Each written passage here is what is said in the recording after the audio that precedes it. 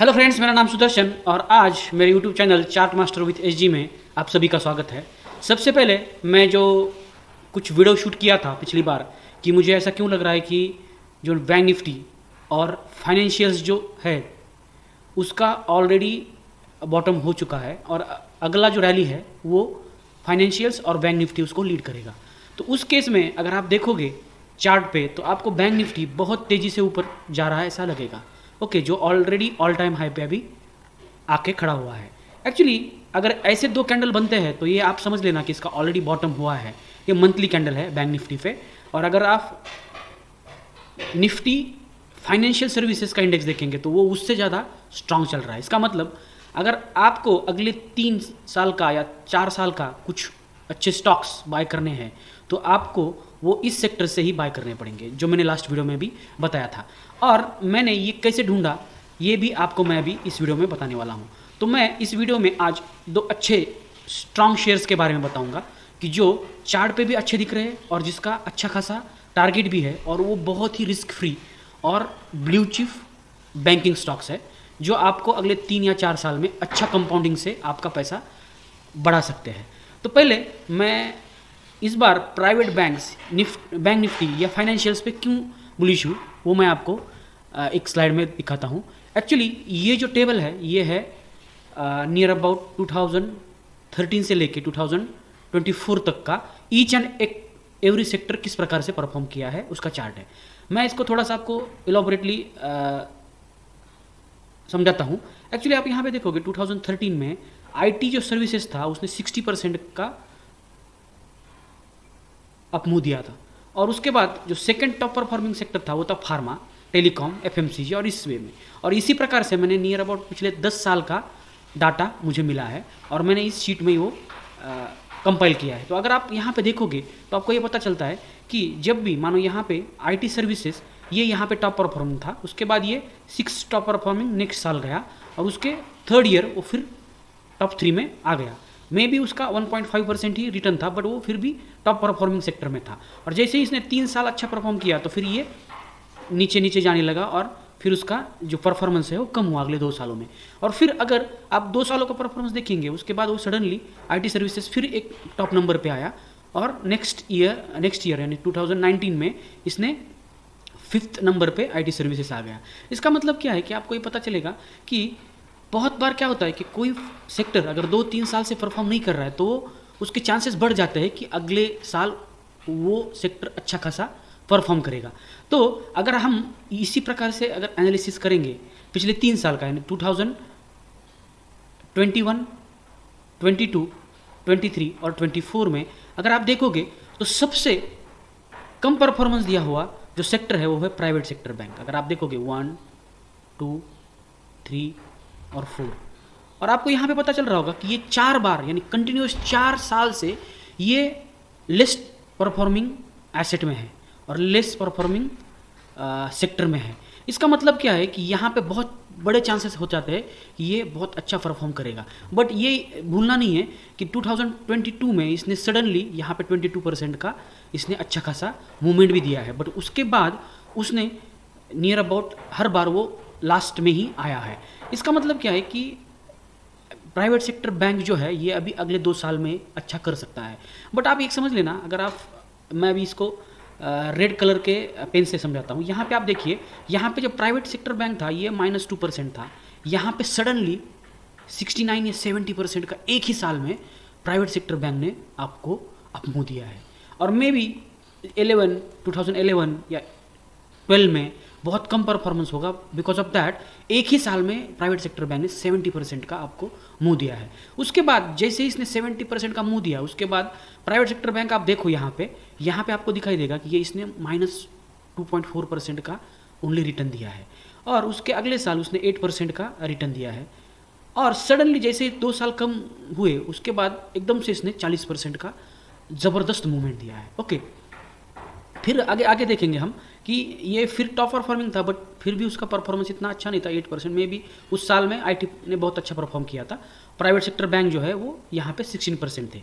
इसका मतलब आपको एक लॉजिक पता चल रहा होगा कि जैसे ही प्राइवेट सेक्टर बैंक 10% से अंदर का परफॉर्मेंस देते हैं तो सडनली आपको यहाँ पे बहुत ज़्यादा जंप देखने को मिलता है प्राइवेट सेक्टर के बैंक में, जैसे कि यहाँ पे हुआ 670% का एक ही साल में रिटर्न दिया, यहाँ पे 40% का रिटर्न दिया। और अगर आप यहाँ पे देखोगे कि यहाँ पे 2% निगेटिव दिया प्राइवेट सेक्टर ने, फिर यहाँ पे 4% दिया और सडनली इसने 22% दिया। बट पिछले 2 साल से मीन्स अभी 23 और 24 में इसने 14 और 0% का ही प्राइवेट बैंक ने आपको रिटर्न दिया है। इसका मतलब क्या है कि मे बी ये टॉप परफॉर्मिंग में रहेगा और आपको इस साल वो परफॉर्मेंस में आपको 20% दे सकता है, और अगले साल अगर उसने और 20% दे दिया या अगले 3 सालों में भी उसने 40 या 50% आपको रिटर्न दे दिया, तो इसका मतलब आपको प्राइवेट सेक्टर बैंक का इंडेक्स आपको 40-50% ऊपर मिलेगा। ओके, और इस केस में आप सोचो अगर इंडेक्स 40 या 50% से ऊपर जा रहा है तो उसमें जो टॉप परफॉर्मिंग बैंक रहेगा वो कितना ज़्यादा ऊपर जा सकता है। ओके, तो इस हिसाब से मैंने आज पूरा फाइनेंशियल सर्विसेज इंडेक्स का एनालिसिस किया है और मैंने ऐसे 2 अच्छे बैंक्स, क्वालिटी बैंक निकाले हैं जो बहुत सारे टीलर अगर बाय करते हैं तो उनको 50 से 60%, 70% तक का भी प्रॉफिट अगले 3 साल में देखने को मिलेगा। इसका मतलब अगर आपको एनुअलाइज 20% या 25% से रिटर्न चाहिए तो आप ये बैंक प्रेफरली इन्वेस्ट कर सकते हैं। जैसे कि मेरा फर्स्ट बैंक है HDFC बैंक, जो बहुत बड़ा प्राइवेट सेक्टर बैंक है, और अगर आप देखोगे कि हर म्यूचुअल फंड जो ब्लू चिप है या लार्ज कैप जो म्यूचुअल फंड्स है उसके टॉप 3 होल्डिंग्स में HDFC बैंक रहता ही है। इसका मतलब जब भी लोग लार्ज कैप के म्यूचुअल फंड्स में इन्वेस्ट करेंगे तो उनका 7 to 10% का जो अमाउंट है वो HDFC बैंक में जाता ही है। और यही सबसे बड़ा रीज़न है कि अगर अगले 3 साल में लार्ज कैप म्यूचुअल फंड्स ने अच्छा परफॉर्मेंस किया तो उसमें सबसे ज़्यादा वेटेज जिस बैंक का होगा वही बैंक सबसे ज़्यादा परफॉर्म करेगा। तो इस हिसाब से मुझे ऐसा लग रहा है कि HDFC बैंक अच्छा ग्रो करना चाहिए। और अगर आप देखोगे इसका तो इसका मार्केट कैप बहुत बड़ा है, इसके वजह से क्या होगा कि इसका एनुअलाइज रिटर्न आप 15 या 20% तक लेके जा सकते हैं, बट बहुत सेफली आप इसमें वो इंटरेस्ट कमा सकते हैं और इसमें मुंह भी आएगा। इसके बाद इसका डिविडेंड भी 1% है। इसका मतलब आप जितना भी इन्वेस्टमेंट करोगे उसको हर साल 1% का डिविडेंड मिलेगा, और अगर कंपनी अच्छा ग्रोथ करता है तो डिविडेंड ये उस हिसाब से बढ़ते भी जाता है। इसका CAGR अच्छा है, ROE, ROC और प्रॉफिट ग्रोथ भी बहुत अच्छा हो रहा है। इसके बाद हम अभी इसको टेक्निकली चार्ट पे देखेंगे कि मुझे इसका अभी टारगेट कितना लग रहा है। तो मैंने इस पर ऑलरेडी एनालिसिस करके रखा है और मैंने टारगेट भी सेट करके रखा है कि अगले 3 साल का या 4 साल का भी आप टारगेट इसमें कितना ले सकते हैं। आप देखिए अभी ये जो है ये करेक्शन अगर ख़त्म हुआ है तो इस करेक्शन के बाद जो रैली आएगा वो फाइनेंशियल का रहेगा या प्राइवेट सेक्टर बैंक का ही रहेगा। तो इस हिसाब से अगर आप HDFC बैंक का चार्ट देखोगे तो जब भी ऐसा क्रैश आया था, और आप यहाँ पे देखो मैंने इस पर पिछले 3 क्रैश का एनालिसिस किया है। यहाँ पे आप देखोगे कि ये मंथली HDFC का चार्ट है और इसमें आपको यहाँ पे दिखाई दे हुआ कि यहाँ पे क्रैश आया था नियर अबाउट 2007 में और वो चला था 2009 तक। ओके, उस क्रैश के बाद जैसे ये ऑल टाइम हाई पे गया और वहाँ से उसने with in a period of 3 years means 2009 से लेके 2012 तक उसने नियर अबाउट 100% इसका वैल्यू बढ़ा था स्टॉक का। इसका मतलब आपको 3 साल में अगर 100% का ग्रोथ HDFC बैंक में मिला है तो आपको एनुअलाइज रिटर्न नियर अबाउट 30% से मिला है। और आप सोचो अगर आपको 30% से HDFC बैंक ने आपको रिटर्न दिया है तो ये बहुत ही अच्छा डिविडेंड ये इंटरेस्ट है या फिर रिटर्न है। उसके बाद अगर आप देखोगे अगले कुछ सालों में तो ये कंटिन्यूसली ऊपर ही जा रहा था क्योंकि बैंक तो अच्छा था, उसमें कुछ नहीं था। बट उसके बाद वहाँ पे कुछ करेक्शन आया था और वो जो नॉमिनल करेक्शन है वो यहाँ पे था। और उसके बाद जो रैली आई थी नियर अबाउट 2016 के बाद जो रैली आई थी वो उसको लेके गई थी नियर अबाउट 135% तक। 135% मीन्स बहुत ज़्यादा होता है, क्योंकि आप यहाँ पे देख लो कि 135% अगर आपको रिटर्न मिल रहा है और वो भी मिल रहा है नियर अबाउट 4 ईयर्स में, तो भी वो 30-35% से आपको एनुअलाइज ग्रोथ किया है। बट इस बार जब 2020 में क्रैश आया था उसके बाद वो रिकवर तो हुआ बट वो उसी लेवल पे नियर अबाउट लास्ट 4 ईयर्स से वो यहाँ पे रुका हुआ है। और जब ये ऐसा कोई भी स्टॉक रुकता है ना तो ये बहुत अच्छा इंडिकेशन होता है। यहाँ पे आप देखिए कि यहाँ पे जैसे ही इसने ब्रेकआउट दिया इसके बाद उसको नियर अबाउट मेरे कहने से कि ये जाना चाहता 130-140% तक। ओके, बट ये गया ही नहीं, ये ऑलमोस्ट इसी लेवल पे यहाँ पे बहुत सारी इसने किया। और जैसे ही अभी यहाँ पे ये अभी कुछ देर रुक रहा है और यहाँ पे इसने ऑलरेडी ब्रेकआउट दिया है, तो अभी ये बहुत अच्छा गोल्डन अपॉर्चुनिटी है कि आपको दिख रहा है कि ये अभी शेयर बहुत सालों के, नियर अबाउट 2021 से लेके 25 तक ये इसी लेवल पे कंसोलिडेट किया है और अभी ये यहाँ से ब्रेकआउट कर रहा है। जैसे मैंने मेरे एक वीडियो में भी बताया था कि गोल्ड जो है वो जब 50,000 पे था तब वो कंसोलिडेट कर रहा था और 50,000 को जैसे उसने क्रॉस किया तो वो अभी नियर अबाउट 1 लाख रुपीज़ तक गया है। इसका मतलब वो ऑलमोस्ट 3 या 4 साल में डबल हुआ है। तो इसी कंडीशन के हिसाब से, इसी पैटर्न के हिसाब से आप यहाँ पे देखोगे कि ये इसका पैटर्न बना है। और HDFC बैंक अगर यहाँ से अभी ऊपर जाएगा तो मुझे ऐसा लग रहा है कि ये मैक्सिमम आपको जो अभी मिल रहा है 1,900 में, तो इसका मुझे टारगेट लग रहा है 4,000 रुपीज़ तक ये जा सकता है। देखिए मैं बहुत ऑप्टिमिस्टिक नहीं हूँ। जैसे आप यहाँ पे देख रहे हो 100% राइज हुआ है, इधर 135% राइज हुआ है, तो यहाँ पे 140% हो सकता है क्योंकि इसका ट्रेंड वही दिखा रहा है। ओके, और ये बहुत अच्छे कंसोलिडेशन के बाद जा रहा है। इसमें FI आया है, FI बहुत ज़्यादा होल्डिंग करते हैं और डोमेस्टिक इन्वेस्टर के हर लार्ज कैप के पोर्टफोलियो में ये HDFC बैंक है। तो ऐसे स्टॉक को अगर आप आपके पोर्टफोलियो में रखेंगे तो अगले 3-4 साल में अगर यह एनुअलाइज 30% से भी ग्रो करेगा तो आपका जो कैपिटल है वो बहुत अच्छा ग्रो करेगा। तो मेरा HDFC बैंक में एक अच्छा टारगेट है। इसके बाद जो नेक्स्ट स्टॉक मेरा है वो है बजाज फाइनेंस। आपको भी मालूम है कि बजाज फाइनेंस ये बहुत अच्छा स्टॉक्स है और इसने भी बहुत अच्छा परफॉर्मेंस दिया है और ये भी स्टॉक लार्ज कैप के टॉप 10 में, हर लार्ज कैप के टॉप 10 में बजाज फाइनेंस हमेशा रहता है। ओके, और अगर ऐसा है तो इसका मतलब आप जब भी म्यूचुअल फंड्स में कुछ पैसा इन्वेस्ट करते हो, कोई भी रिटेल करता है, तो उसका कुछ पोर्शन इस स्टॉक्स में ऑलरेडी धीरे धीरे जा रहा है। और जब ऐसा होता है तो आपको भी मालूम है कि वो स्टॉक कभी ना कभी श्योरली परफॉर्म करेगा। और अभी अगर आप इसका बजाज फाइनेंस का चार्ट देखोगे तो उसमें क्लियरली आपको ये दिख रहा है, चार्ट पे भी दिख रहा है। और मैंने इसका पूरा पिछले 10 साल से जो एवरेज रिटर्न था कि जब भी ये क्रैश के बाद जब ये ऑल टाइम हाई पे जाता था तो ये कितना रिटर्न देता था, ये मैं आपको यहाँ पे थोड़ा सा बता देता हूँ और इसका मैं भी टारगेट आपको बजाज फाइनेंस का भी बता देता हूँ। अभी यहाँ पे देखिए नियर अबाउट 2017 में ये जब पहली बार ऑल टाइम हाई पे गया तब इसने 70% का रिटर्न दिया था और वो भी आपको दिया था जनवरी 2017 से लेके सिर्फ सितंबर 2017 तक, मीन्स विद इन 6 मंथ में इसने 70% का आपको रैली दिया था। ओके, इसके बाद ये नेक्स्ट रैली चालू हुआ था इसका 18 में, अप्रैल 18 में, और अगस्त 18 में ही इसने नियर अबाउट 57% का रिटर्न दिया है। इसका मतलब आप सोचो कि ये जो मंथली कैंडल है इसके ओनली 5 या 6 मंथ में ही ये बहुत अच्छा परफॉर्मेंस देता है।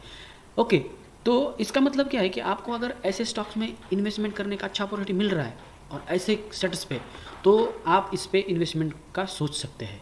ओके, और या फिर एटलीस्ट आप इसको वॉच लिस्ट में रख सकते हैं। आप आपको जैसे ये 4-5% नीचे मिलेगा तो आप इसमें SIP या लमसम छोटा मोटा अमाउंट डाल के आप इसमें लॉन्ग टर्म बने रह सकते हैं। इसके बाद जो नेक्स्ट ऑल टाइम हाई उसका गया, उसके बाद वो इमीडिएटली 58% गया है। इसका मतलब आप देख रहे हो कि इसका 60% to 70-80% तक का आपको रिटर्न आराम से मिल जाता है। इसके बाद 21 में भी ऐसा हुआ था, जैसे ही इसने ऑल टाइम हाई क्रैश किया उसके बाद वो सडनली 60% तक का इसने रिटर्न दिया है और इसने नियर अबाउट दिया है नवंबर 20 से लेके सितंबर 21 तक। इसका मतलब 8-9 महीने में ही इसने 60% तक का रिटर्न दिया है। बट आप देखिएगा कि पिछले नियर अबाउट सितंबर 2021 से लेके अभी जनवरी 25 तक, इसका मतलब इसने 4 साल तक इसी रेंज में वो रुका हुआ है। इसका मतलब इसने यहाँ पे इतना अच्छा बेस बनाया है कि अभी यहाँ से जब ये ऑल टाइम हाई पे जाएगा तो with in a period of 1 year ये मुझे लग रहा है कि यहाँ से 60 to 70% तक का रिटर्न दे सकता है। बट अभी याद रखना अभी क्या हुआ है कि ये ऑलमोस्ट ऑलरेडी 9,000 पे आ गया है। ओके, और मेरा जो टारगेट है बजाज फाइनेंस का वो है नियर अबाउट 12,000 का लेवल। ये 12,000 के लेवल तक वो जा सकता है। तो अगर आपको बजाज फाइनेंस में कुछ इन्वेस्टमेंट ही करना है तो आप इसमें SIP थ्रू कर सकते हैं या छोटी छोटी अमाउंट आप डाल सकते हैं। जैसे कि आपको क्या करना है, सिंपल एक कंडीशंस क्रिएट करना है, आपको डेली के चार्ट में जाना है। मैं आपको ये चार्ट पे भी बताता हूँ और ये आप HDFC बैंक में भी कर सकते हैं। देखिए जब वो अप ट्रेंड में है ना तो उसमें बहुत ज़्यादा डीप नहीं आता, 4 या 5% का आपको डीप मिलेगा, जैसे कि आप यहाँ पे देख रहे हो। अभी देखिए ये 2 दिन से रेड कैंडल बना रहा था और सडनली ग्रीन कैंडल बना है। इसका मतलब क्या है कि आपको मैक्सिमम 3 या 4 रेड कैंडल्स मिलेंगे और उसके बाद इमीडिएटली आपको ग्रीन कैंडल स्टार्ट होंगे, उसके बाद आप वो स्टॉक ऊपर ही जाएगा। इसका मतलब आपको 2 या 3 ग्रीन कैंडल्स रेड कैंडल मिल जाती है तो आपको उसमें इन्वेस्टमेंट करना है और आपको आपका टारगेट 60% मिनिमम होना चाहिए। जो मैंने आपको यहाँ पे चार्ट पे दिखाई, ये मेरा कंजर्वेटिव टारगेट है और ये मेरा अगले 1-2-3 साल में कभी भी आ सकता है, मे बी 6-7 महीने में आएगा, 1.5 साल में आएगा या 3 साल में आएगा, बट आपको इन्वेस्टमेंट लॉन्ग टर्म में करना है। सेम कंडीशन अगर आप HDFC का देखोगे तो यहाँ पे भी देखो आप, यहाँ पे इसने ऑलरेडी अच्छा खासा ब्रेकआउट दिया है, बट जैसे ही आपको यहाँ पे 3-4 रेड कैंडल्स मिलेंगे तो इसमें आपको धीरे धीरे SIP मोड में HDFC बैंक में इन्वेस्टमेंट करना है। और ये 2 बहुत ही अच्छे स्टॉक है और मैं अभी इस लेवल पे इसको इसलिए वॉच लिस्ट में रख रहा हूँ ताकि मुझे अगर मेरे पास कुछ पैसा हो और मैं FD में लगाने से अच्छा मुझे अगर 30% 25% मिल रहा है और मेरा वो पैसा 2 साल में अगर 30-40% से ग्रो होगा तो फिर मैं क्यों फिक्स डिपॉजिट में रखूँ। और ये जो स्टॉक्स है ये बहुत ही अच्छे स्टॉक्स है, ये आप सभी को मालूम है, आप किसी भी व्यक्ति से पूछेंगे तो ये स्टॉक के बारे में आपको गुड फीडबैक ही मिलेगा। तो एक्चुअली ये थे मेरे लार्ज कैप के HDFC बैंक और बजाज फाइनेंस, ये 2 पिक्स जो मैं खुद इस पर वॉच कर रहा हूँ। और अगर मुझे कुछ अपॉर्चुनिटी मिल जाता है तो मैं इसमें कुछ मेरा 10% और 20% जो मेरा टोटल इन्वेस्टमेंट का अमाउंट है वो मैं इन्वेस्ट करूँगा और मेरा टारगेट रहेगा 60 to 70%। जब मुझे रिटर्न मिलेगा तो मैं इस स्टॉक से बाहर निकल जाऊँगा। तो ये थे मेरे स्मॉल शेयर्स। तो अभी नेक्स्ट वीडियो में हम देखेंगे कुछ ऐसे इंटरेस्टिंग छोटी बैंक्स या छोटी NBFCs जो बहुत तेज़ी से इस इंडेक्स के रैली में आपको मूवमेंट करती दिखेंगी। तो आप इस चैनल को सब्सक्राइब कीजिएगा और आप इस वीडियो को लाइक कीजिएगा और ये अगर वीडियो आपको अच्छा लगा तो आपके दोस्तों के साथ शेयर कीजिएगा। और जिसके पास बजाज फाइनेंस बहुत दिन से बाय करके रखा है या HDFC बैंक बाय करके रखा है तो उसको ये वीडियो फॉरवर्ड कर दीजिएगा ताकि वो अभी छोटी सी रैली लेके बाहर ना पड़े और वो ज़्यादा से ज़्यादा पैसा कमा सके। तो आज के लिए इतना ही। Thank you very much. If you like this video, then why don't you subscribe our channel? Thank you.